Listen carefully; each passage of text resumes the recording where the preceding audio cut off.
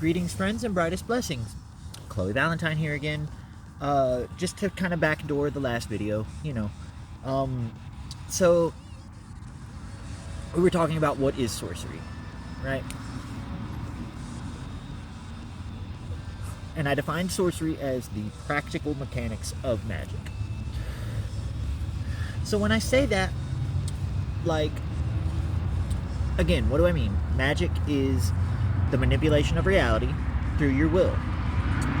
Magical acts are spiritual acts, but sometimes physical acts that manipulate reality. So the three major skills that are developed by someone practicing the Valentinian tradition are, first and foremost, communication with non-physical entities. Right? That is the most important part, because you need these tutelary spirits to sort of guide you on your path as you learn these things that could very easily be misused. They could very easily be misused and abused, and I did at first sometimes. And then I taught some people, and they definitely misused it. Oh my gosh. And then I spent another half a year mitigating damage that they caused. But, so how do you use this magic stuff, right? You didn't explain anything, right? And the thing is that when you talk about something that there's not really words for in English, right? It's very difficult to give an effective and concise explanation, right? And that's what I find I'm having the most difficulty with here, is giving a concise explanation, right? And so my roundabout explanations are kind of okay, but they take a lot longer than 15 minutes. So there's this concept, right, that everything in the universe is animate. This is called animism. And what I mean by animate is living and has a spirit, right? So everything is made of spirit, because when spirit, which is energy, is manifest at a certain blank frequency, whatever you want to call it. I'm sorry, I've been working on runes, so I've been painting. Whatever you want to call it, energy manifests and interacts with something, and it gains physical mass. And if that's not magic, I don't know what is, because that is the creation of the universe, is based on that single principle. Physical reality is based on that single principle.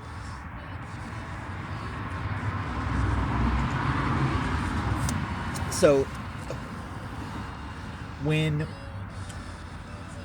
you learn that you are not a physical entity, when you learn that you are spiritual in nature, that you have your true nature is a spirit. It is not a body. It is not a physical form. That's why I look like this, but I feel like this, right? Because this body, this physical body, is not me. I'm Chloe Valentine. I am the spirit that drives the body. I am the ghost in the shell. And I need to shave. So, realizing that you are a spirit, and that you are immortal, for all intents and purposes, you have existed since the dawn of time, since the universe itself began. You haven't existed in this form since the universe began. This is fairly new to you. And every time we come down here, for some reason, we decide that we're just going to not remember anything before. But it's not like we decide that. It's kind of a law of reality. I hate these cars. I'm sure that y'all can barely hear me, but I have to keep going. So, when you realize that you're energy, that you're a spirit, and a spirit is made of energy, It is a conscious complexification, individuated from those of its kind. That is a spirit. Conscious complexity that is slightly individuated, which means given individuality from others of its kind. So I am a spirit named Chloe Valentine. That's not my real true name. My magical name is very different. Not going to go into that here, but even if I told y'all the name itself, it wouldn't click for most of you, but maybe for some it would, and I don't really want to click yet. So when you come to this realization, you come to also the realization that you can utilize this energy that you are made of, and you do it every day when you move your body. Your body is animate because you animate it. You as an individual, conscious entity, you animate your body. You make it live. And so that you can take your energy, because it's you're not the body's just a toy you're using, and you can take and push past your body. And so you do this with the subtler parts of your mind. I don't know how better to explain that. You do it with the non-physical you. And we'll go into that sort of stuff another time. But like right now, the act of magic itself is taking that energy that you are made of and using it and recognizing the currents of energy in the world around you, and using the energy you possess to manipulate those currents into blank, right? And so obviously this can be very self-serving. Yes it is. It can be.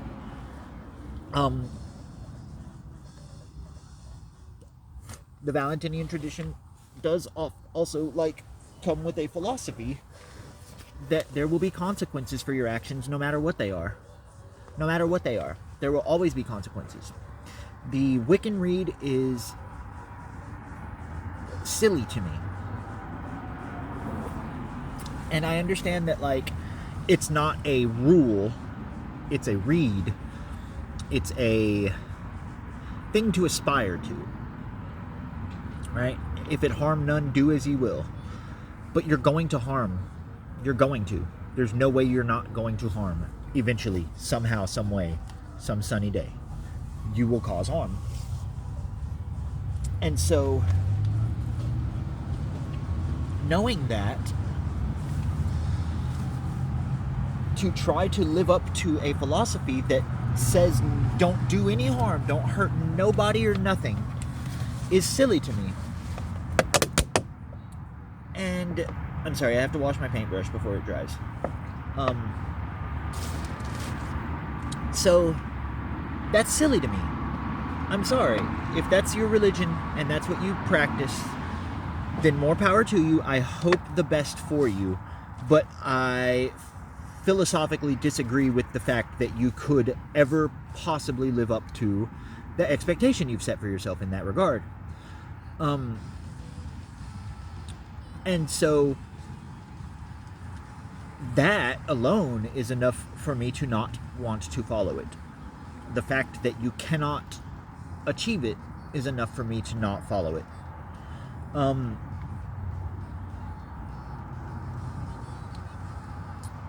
And so I have decided that the Valentinian read, do as ye will, but understand the consequences, is a much more philosophically complete, philosophically achievable goal, right? Because let me tell you one thing about people. People are going to do what they want. drug addicts don't do drugs because they have an addiction and they just can't help it. They do drugs because they want to do drugs. Trust me, been there, done that. And the moment that they don't want to do drugs anymore, they generally stop. They generally stop. But you get all the people that say they can't, it's not, a matter of will. But yes, it is a matter of will. It is. Truly and really, it is a matter of will. If you are a drug addict, you can just not want to do drugs, and you won't do drugs. And again, this is not a popular opinion. I'm probably going to catch some flack for this if anybody actually ever watches my videos. But, like, that's a thing. That's a real thing. So, the idea that you're going to do what you want, self-serve, and just make it so that you never hurt anyone or anything is beyond foolish to me. It's beyond foolish. The very notion is foolishness to me. Now, again, those are just my beliefs. That's not even my feelings on the matter. Those are my sound and well thought and well argued beliefs. Right? And so, when you come at this magic stuff with the idea that you can't harm anyone, you severely limit yourself, because then you have to add that caveat to your spells. You have to add this and that, right? But if you think about, I'm going to do what I want. I'm going to do what I want, right? And I'm just going to be very aware that there will be consequences, and determine whether or not what I'm doing is worth suffering those consequences. That's a good philosophy. Okay, I do this. I understand that this is going to do this. And when you are more aware of the consequences of your actions, not just on yourself, but on the world around you and the universe in general, you are less likely to just do harm. Unless you want to do harm, unless that's your goal and that's just who you are and what you're all about, which, if you are, more power to you. Don't ask me for lessons, but, like, because I'll just spend another year trying to, like, clean up crap that you caused that I feel responsible for. But if that's your entire thing, then that's valid. That's valid. But there will be consequences. There will be consequences. And so we're coming up on 14 minutes, right? We're at 13 something, right? I'm gonna go post these videos. I'm sorry for the lighting. I'm sorry for rambling. And I'm sorry I didn't post yesterday. I'd like to thank you all again for watching. I hope that y'all hit like and subscribe. I know, like, I've always hated that in YouTube videos when they're like, alright, make sure you hit like and subscribe, because, like, bro, but what if I didn't like it? What if I don't subscribe? And, now I realize how important that actually is. Because, look, if y'all hit like and subscribe, eventually, I'll be able to make longer than 15-minute videos, which would be a real treat for me. Because these 15-minute videos, I don't get a lot of explanations done. I ramble too much. And I understand that about myself, but that's something I can't really help, Because this is such a nebulous and, like, roundabout type subject, And there's so many caveats, and there's so many back alleys we can walk down, and just rabbit holes and things like that. And so trying to, like, give a succinct explanation of how to manipulate currents of reality in 15 minutes it's just impossible, especially with all these cars going by. My goodness. Okay, and with that, we have 10 seconds left. I love you all. Thank you all for watching. I hope to see you again in the next one. And with that, brightest blessings.